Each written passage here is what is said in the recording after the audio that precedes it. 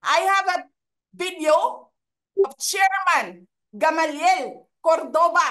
Sinasabi niya, mali, mali, mali, mali ang ginawa niya. Tama ba yun? Ikaw ba ang auditor?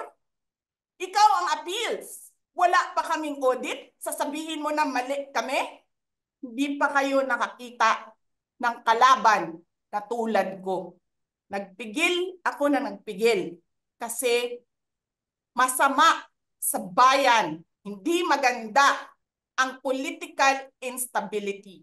Pinabayaan ko kayo sirain ang pangalan ko kasi I have nothing to lose.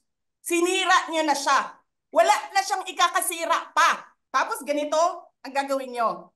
Hindi ko alam paano nakakatulog ang Chief of Staff ng Armed Forces of the Philippines. Gabi-gabi, mahimbing ang tulog mo. Ganito ang bayan natin.